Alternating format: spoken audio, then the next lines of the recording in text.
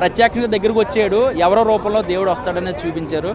మనం ఆకాశానికి అంచు కనిపెట్టగలం, కానీ సనాతన ధర్మం ఎక్కడ పుట్టింది, హైందవ ధర్మం ఎక్కడ పుట్టింది అనేది కనిపెట్టడం చాలా కష్టమని చూపించారనమాట.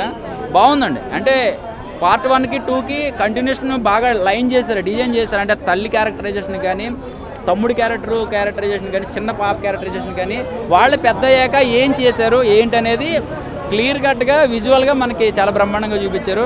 అండ్ హిమాలయాస్ ఆ ఫైట్ సీన్లు కానీ, మీరు చాలామంది అనుకుంటారు త్రిశూలం ఫైట్లు అదేదని, అలాగే ఉండాలి. అఘోర్ అనేటోడు అలాగే ఉంటాడు, గుళ్ళోనే ఉంటాడు, శవాల మధ్యనే ఉంటాడు. చాలా క్లియర్ కట్గా కొన్ని ఎమోషనల్ సీన్లు చాలా బాగా కనెక్ట్ అయిపోతారు. ఒకసారి థియేటర్కి వస్తే ఎక్స్పీరియన్స్ మీరు కూడా చేస్తారనమాట. ఎందుకంటే ఇది ఏదో పబ్లిసిటీ కోసం చెప్పేది కాదు, కానీ మనం ఇలాంటి సినిమాలకు రావాలి. ఇది కేవలం బాలయ్య బాబు గారి సినిమా కాదనే చెప్తాను. ఎందుకంటే ఇది ఒక సనాతన ధర్మం సినిమా, దీన్ని మనం గౌరవించాలి అంతే. తమన్ గారు బీజిఎం బాలయ్య బాబు గారు అంటే ఆయన పడుకోడు. ఇంకా ఆ సినిమా రిలీజ్ అయ్యాక ఆయన పడుకోడు.